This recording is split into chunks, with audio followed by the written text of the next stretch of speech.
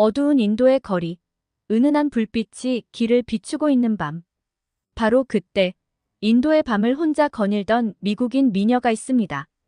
그녀는 세계 각지를 여행하며 모험을 즐기는 중입니다. 오늘도 그녀는 평소와 다름없이 인도의 밤 분위기에 끌려 여기저기 혼자 걸으며 관광을 하고 있습니다. 그러던 중 갑자기 그녀를 향해 다가오는 한 남자. 이윽고 그에 의해 그녀의 몸이 제압되고 맙니다. 당황한 그녀는 소리를 지르기 시작했지만 주위에는 아무도 그녀를 도와줄 사람이 없습니다. 으슥한 골목길로 끌려간 그녀. 그 남자의 손에는 뭔가가 반짝이고 있었고 어둠 속에 가려진 그녀의 얼굴은 무서움으로 가득 차 있습니다. 과연 그녀에게는 무슨 일이 있었던 걸까요? 안녕하세요. 세계인들의 한국에 대한 감동적인 이야기를 전해드리는 감동뭉클입니다. 저희 채널은 해외 커뮤니티 레딧과 신청자의 실제 사연을 제보받아 실화를 바탕으로 영상을 제작하고 있습니다.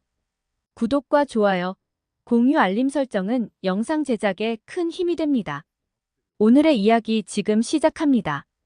안녕하세요. 저는 미국에 살고 있는 26살 캐서린이라고 합니다.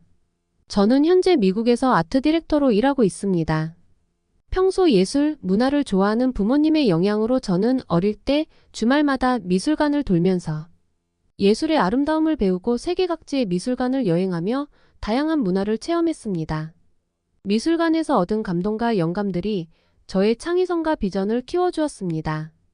부모님 덕분에 다양한 예술의 매력에 빠져서 한 분야만 집중한 결과 26살이라는 비교적 젊은 나이에 능력을 인정받아 현재 아트 디렉터 분야에서는 나름 인지도가 높은 자리에 오르게 되었습니다.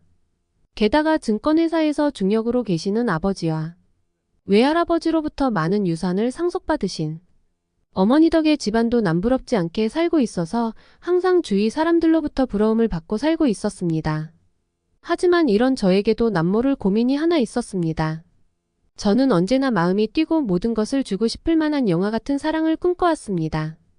엄마는 그런 건 현실에는 없는 동화 같은 이야기라고 하셨지만 전 이런 운명 같은 사랑을 믿었습니다. 하지만 이제껏 살아오면서 그런 감정을 느껴본 적은 한 번도 없었습니다. 제 외모와 재력, 집안이 괜찮다 보니 주위에서는 이런 저의 조건만 보고 저와 사귀고 싶어하는 남자들은 꽤 많았습니다. 친구들을 통해 들어오는 미팅, 소개팅은 주말 내내 계속되기도 했을 정도니까요. 하지만 그렇게 만나보았지만 진정한 사랑은 찾을 수가 없었습니다. 물론 제가 남자의 모를 가리거나 조건을 따지는 것은 아니에요. 제가 가진 기준 때문에 미팅을 통해 만나온 수많은 남자들과는 더 깊은 관계는 맺지 않았습니다. 남들이 하는 하룻밤 만남이나 흥청망청 노는 만남은 제가 제일 싫어하는 부류 중 하나니까요. 저는 저만의 기준을 가지고 있었습니다. 사랑은 기다림과 인내의 과정이기에 단기간의 만남이나 흥미로운 순간에 빠져들기보다는 더 깊은 의미를 가진 관계를 가지고 싶었습니다.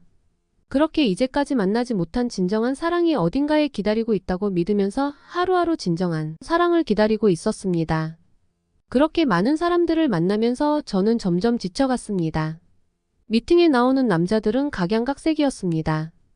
부를 과시하며 비싼 차를 몰고 와서 고급 레스토랑에 데리고 가는 사람, 모델처럼 잘생긴 남자도 있었지만 그런 만남 속에서도 제 마음은 어떠한 설레임도 일어나지 않았습니다. 여러 번의 사랑 고백을 받았지만 저는 그런 외적 조건이나 외모만으로는 가슴이 뛰지 않았습니다.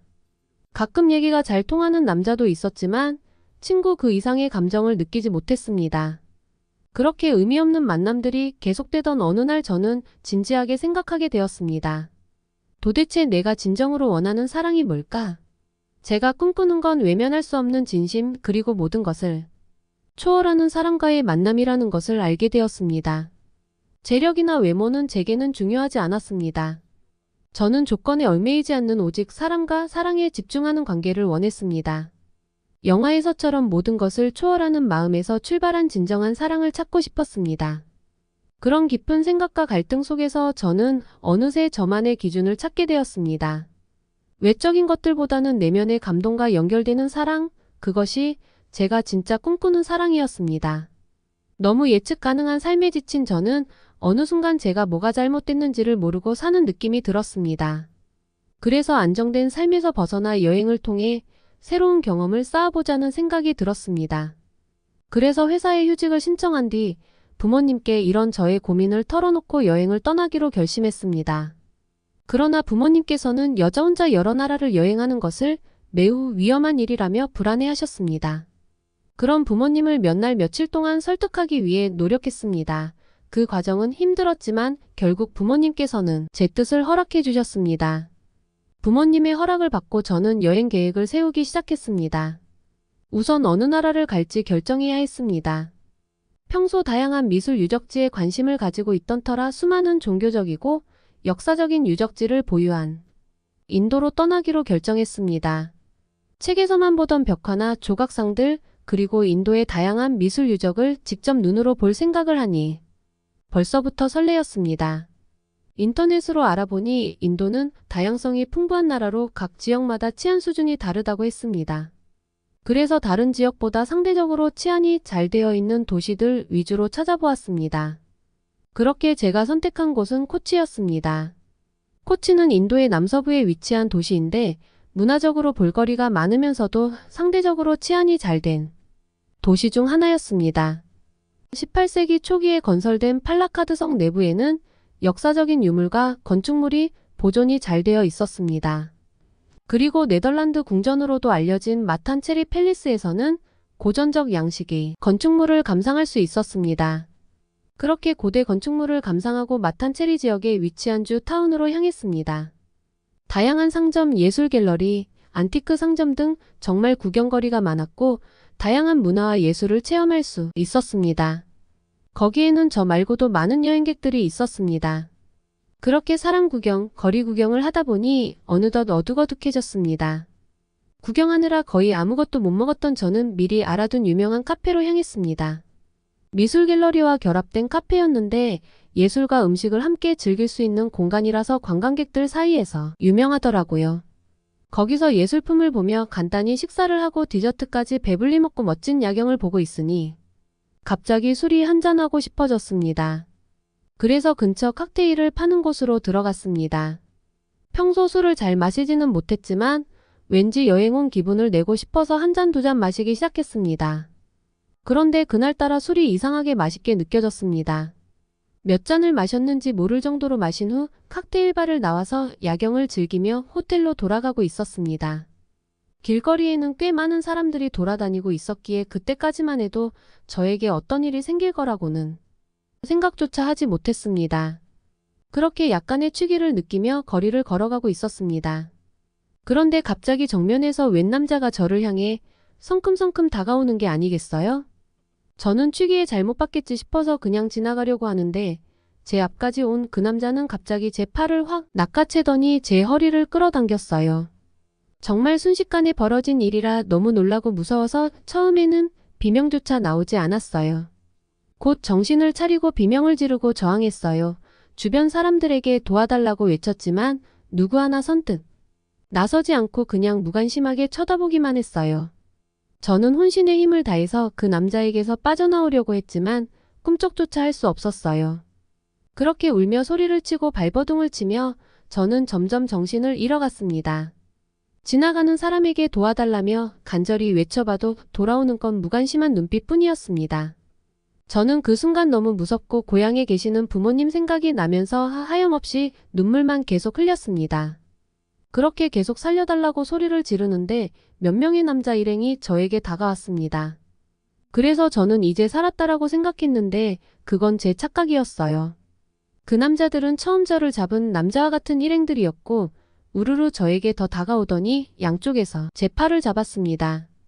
그 순간 저는 더 이상 가망이 없다고 생각을 하고 모든 것을 포기한 채 그들에게 어딘가로 질질 끌려갔습니다.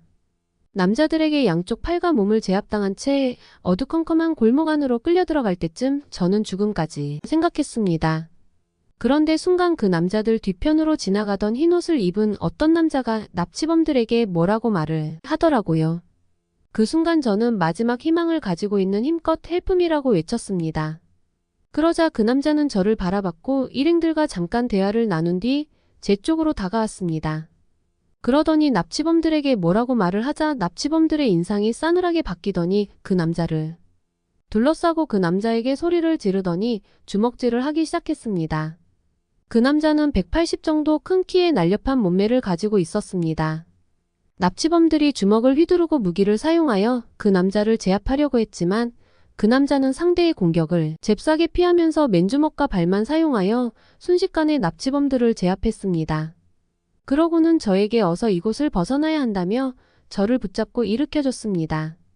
저는 그 남자와 함께 정신없이 뛰었습니다. 숨이 넘어갈 정도로 한참 동안 뛴 후 우리는 사람들이 많이 모인 도시의 넓은 광장에 도착했습니다. 그제서야 남자는 안전하다고 생각했는지 저에게 잠시 앉아서 기다리라고 하더니 주변 가게로 가서 물을 사다 주었습니다. 저는 놀란 마음을 가라앉히며 물을 마셨습니다. 그리고 나서 벤치에 앉아 우리는 잠시 이야기를 나눴습니다. 그러면서 정말 너무 무서웠다고 납치범들도 무서웠지만 아무도 도와주지 않는 사람들이 너무 원망스러웠다고 하자. 그 남자는 인도 사람들은 원래 자기 일이 아닌 다른 사람의 일에 끼어들어서 엮이는 것을 싫어한다고 했습니다. 그러면서 얼마나 더 인도에서 여행할지 모르겠지만 여자 혼자 다니는 건 생각보다 위험하니 남은 일정 동안도 조심히 다니라고 조언해 주었습니다. 그리고 밤늦게는 돌아다니지 말라는 당부까지 했습니다. 제가 어느 정도 진정된 것을 본 후 그는 숙소가 어디냐며 놀랐을 텐데 괜찮으면 숙소 근처까지 바래다 주겠다고 했습니다. 온몸에 힘이 풀려버린 저는 너무 감사하다고 어떻게 보답해야 할지 물어봤습니다. 그러자 그 남자는 당연히 해야 할 일을 한 것뿐이라며 자기는 한국이라는 곳에서 왔고 나중에 시간이 된다면 위험한 인도 말고 한국으로 한번 여행을 해보라고 추천해 주었습니다. 한국에서는 밤에 혼자 돌아다녀도 안전해서 오늘 같은 일은 절대 생기지 않을 것이라고 했습니다. K-팝에 대해 들어본 적이 있어서 저는 그 남자에게 한국이라는 곳에 꼭 가보겠다고 약속을 하며 이름을 물어보았습니다. 그는 멋쩍게 웃으며 김현태라고 했습니다. 현태 씨는 저를 숙소까지 안전하게 데려다 주었습니다. 그리고 납치범들에게 잡혔을 때 생긴 상처를 언제 본 것인지 저에게 그가 가지고 있는 비상약도 건네주며 상처 생기지 않게 잘 바르라고까지 말해주었습니다. 그러고 나서 바로 숙소로 들어가려고 하는데 뭔가 마음이 이상했습니다. 발길이 떨어지지가 않았습니다. 생전 처음 느껴보는 두근거림이었습니다. 제가 늘 바랬던 심장이 뜨거워지는 뭔가 말로 표현할 수 없는 감정이 생겨났습니다. 그래서 저는 용기 내어 현태 씨에게 연락처를 물어봤습니다. 그렇게 우리는 제가 인도에 있는 보름 동안 하루도 빠짐없이 만났습니다. 이 남자가 나의 운명이라는 생각으로 매일매일 만났고 우리는 서로를 향한 불타오르는 마음을 느꼈습니다. 그렇게 계속 만나며 우리는 서로에 대해 더 깊이 알아가기 시작했습니다. 현태 씨는 한국에서 학생들에게 태권도를 가르치고 있는데 잠시 시간을 내서 친구들과 휴가를 나온 상태라고 했습니다. 그렇게 보름이라는 시간이 지난 뒤 우리는 아쉬운 이별을 하게 되었습니다. 헤어질 때 우리는 서로 다시 연락하자고 약속을 한 뒤 그렇게 각자의 길로 떠났습니다. 그렇게 그와 헤어진 며칠 후 밀린 업무를 처리한 뒤 그에게 연락을 했지만 연락이 되지 않았습니다. 순간 저는 그와의 만남이 단지 여행지에서의 하룻밤 꿈처럼 그렇게 잊혀지는가 싶었습니다. 그리고 현태 씨의 연락을 기다렸습니다. 그렇게 하루하루 시간은 흘러갔습니다. 일주일이 지나도 연락이 없어서 저는 그에 대한 내 마음을 정리해야겠다고 생각했습니다. 하지만 아무리 잊으려고 해도 그의 얼굴, 그의 미소가 계속 떠올랐습니다. 아무것도 할 수가 없었습니다. 먹지도 자지도 못하자 부모님께서는 여행 다녀온 뒤 바뀐 저를 보시며 무슨 일이냐고 물어보셨습니다. 납치범에게 납치당할 뻔한 이야기를 하게 되면 분명 놀라실 거라 그동안 숨기고 있었는데 현태 씨가 너무 그리워서 저는 부모님에게 모든 사실을 다 털어놓게 되었습니다. 아버지께서는 그렇게 진정한 사랑이라고 생각된다면 그러고 있지 말고 직접 가서 만나보라고 하셨습니다. 저는 현태 씨가 너무 보고 싶어서 저를 피한다면 그 이유라도 알아야 후회가 안 될 것 같아서 한국행 비행기를 탔습니다. 비행기 안에서 현태 씨를 어떻게 만나야 할지 걱정이 되었습니다. 그나마 다행이었던 것은 인도에서 매일 데이트를 할 때 현태 씨가 자기가 살고 있는 곳과 하는 일에 대해 말해준 것이 생각이 났습니다. 그는 한국의 수도가 아니라 제주도라는 섬에서 산다고 했습니다. 거기서 아이들에게 태권도를 가르친다고 한 게 생각이 났습니다. 저는 인천공항에 도착하자마자 지나가는 사람들에게 제주도를 어떻게 가야 하는지 물었습니다. 제 말을 알아들은 그 한국인은 저를 안내데스크까지 데려다 주었습니다. 저는 거기서 직원분에게 제 사정을 얘기하고 제주도로 가는 비행기에 다시 타게 되었습니다. 한국에서 비행기를 타고 가는 한국 땅이 있다는 것도 처음 알았습니다. 그렇게 저는 제주공항에 도착한 뒤 어렵게 숙소를 잡고 우선 짐을 풀었습니다. 답답한 마음에 나온 제주도의 야경은 정말 멋있었습니다. 한국에도 이렇게 아름다운 곳이 있었구나 하는 생각이 들면서 그와의 추억이 다시금 또 생각이 났습니다. 다음날 저는 제주도에 있는 태권도장을 다 찾아다녀 봐야겠다고 생각했습니다. 다행히 제주도는 작은 도시여서 몇 군데 되지 않은 태권도장에서 바로 현태 씨의 동기와 만날 수 있었습니다. 태권도장끼리도 서로서로 연관이 되어 있다고 했습니다. 그래서 그 사람을 왜 찾느냐고 물어봐서 정말 제가 큰 신세를 졌기 때문에 은혜를 갚으러 멀리 미국에서 왔다고 하자 그 친구분은 수업이 끝난 뒤 현태 씨가 운영하는 학원으로 데려다 주었습니다. 현태 씨처럼 제가 만난 한국인들은 정말 다들 친절하셨습니다. 그를 만난다고 생각하자 저는 심장이 터질 것만 같았습니다.